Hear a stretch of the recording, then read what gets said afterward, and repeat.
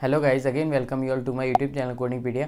Guys, आज की video में मैं आपसे कुछ गाइडलाइन डिस्कस करने वाला हूँ रिलेटेड टू आईसीडी। ठीक है, जहाँ पे हम देखेंगे कुछ guideline related to burn and other chapters. ये जो हमारा वीडियो है वो लास्ट रहने वाला है रिलेटेड टू आईसीडी गाइडलाइन। इसमें क्या है, मैंने आपको कई सारी गाइडलाइंस बताई हैं related to each and every chapter. अगर आपने मेरा वो वीडियोज़ नहीं देखे हैं पुराने वाले, तो आप मेरे प्लेलिस्ट में जाइएगा। आप प्लेलिस्ट में जाके आप अपने अनुसार जो भी गाइडलाइन देखना चाहते हैं रिलेटेड टू आईसीडी चैप्टर वो देख सकते हो। तो गाइज़, आज की वीडियो भी काफ़ी इंपॉर्टेंट रहने वाली है, जहाँ पे हम डिस्कस करेंगे कुछ important guideline related to ICD chapter. ठीक है, तो मेरा आपसे यही रिक्वेस्ट है कि आप मेरा पूरा वीडियो देखिएगा। आपको इजीली समझ में आ जाएगा कि बर्न से रिलेटेड और कुछ अन्य चैप्टर से रिलेटेड जो भी गाइडलाइन आज हम डिस्कस करेंगे उनमें क्या इंपॉर्टेंट है और कैसे आप उनको अप्लाई करोगे। तो guys, without doing any further delay, let's get started. Guys, जैसा कि मैंने आपको बताया था, आज हम देखने वाले हैं एफटीआर किसके, बर्न के। ठीक है, और हम देखेंगे कुछ एडवर्स इफेक्ट पॉइजनिंग एफटीआर। ठीक है, और हम इसके अलावा कुछ एफटीआर और देखेंगे जो कि हमारे रहने वाले हैं किससे रिलेटेड, इंजरी से रिलेटेड। ठीक है, तो सबसे पहले हम बात कर लेते हैं बर्न एफटीआर की। ठीक है, मतलब कि बर्न वाली गाइडलाइंस की। तो गाइज, अगर बर्न की गाइडलाइंस की बात करें तो पहली गाइडलाइन इसमें क्या दे रखा है, वो दे रखा है external multiple burns even on same anatomical site.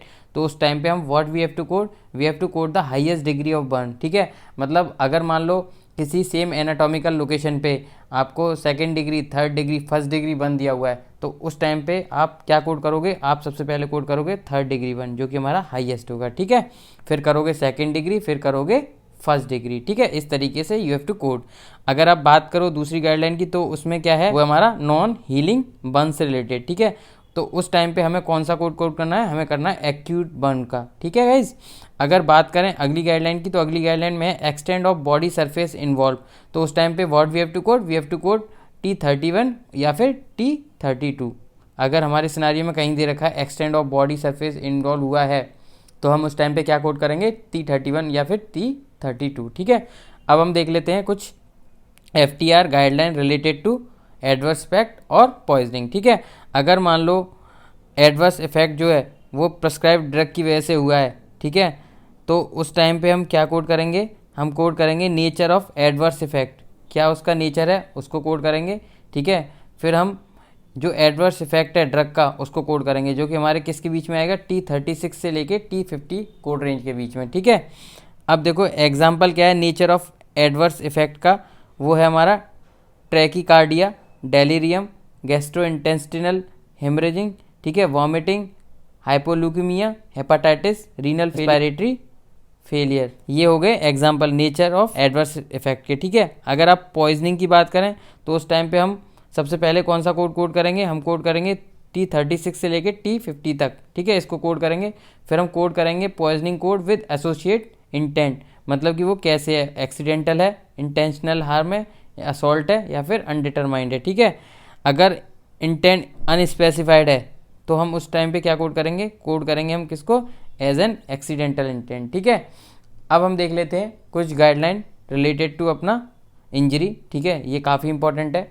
देखो इंजरी के एफटीआर यहाँ दे रखे हैं, हम ये देख लेते हैं सबसे पहले। देखो इसमें सबसे पहली चीज़ है जो हमारा इंजरी में क्या है, वो 7th कैरेक्टर में आता है। ठीक है, 7th कैरेक्टर में मान लो हमारा ए दे रखा है तो वो हमारा होगा इनिशियल काउंटर, डी दे रखा है तो वो होगा हमारा सब्सिक्वेंट एनकाउंटर। ठीक है, अगर इनिशियल एनकाउंटर है तो वहाँ पे हमारा क्या है, एक्टिव ट्रीटमेंट चल रहा होगा। ठीक है, सेम या डिफरेंट प्रोवाइडर के द्वारा। ठीक है, सिंगल और मल्टीपल एनकाउंटर हो सकते हैं वहाँ पे। ठीक है, सब्सिक्वेंट है तो एनकाउंटर कब होता है हमारा, post completion of active treatment, मतलब एक्टिव ट्रीटमेंट तो हो चुका है बट उसके बाद में जो एनकाउंटर होगा वो आता है हमारा सब्सिक्वेंट में। ठीक है, अगर मान लो हमारी प्राइमरी इंजरी है विद डैमेज टू नर्व और ब्लड वेसल, तो उस टाइम पे हम सबसे पहले क्या कोड करेंगे, वहाँ पे हम करेंगे प्राइमरी इंजरी को सबसे पहले कोड। ठीक है, फिर हम करेंगे इंजरी टू नर्व और ब्लड वेसल्स को कोड। ठीक है, तो ये आपको एक सिनारियो मिल गया कि ये कंडीशन होगी तो what you have to code. ठीक है, अगर बात करें ट्रॉमेटिक फ्रैक्चर है तो उस टाइम पे आप क्या कोड करोगे, आप वहाँ पे जेड सीरीज़ को कोड नहीं करोगे। यहाँ पे दे रखा है do not assign Z series code,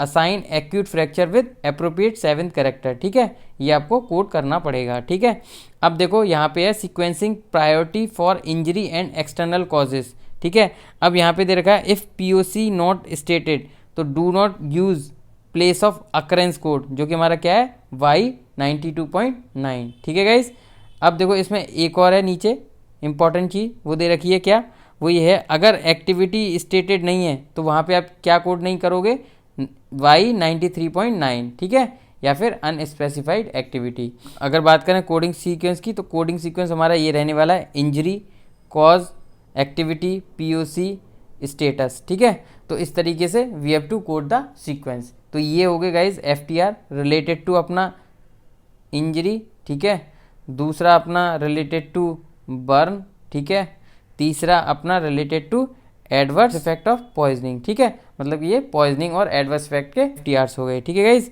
तो ये कुछ एफटीआर्स हो गए जो कि आज हम डिस्कस करने वाले थे। ठीक है, आई होप आपको समझ में आ गया होगा कि अपने क्या एफटीआर है इन तीनों चीज़ों के। ठीक है, तो गाइज आज की वीडियो में केवल इतना ही। If you like my video please hit the like button, share and subscribe my channel for further video related to CPC exam. Thank you guys.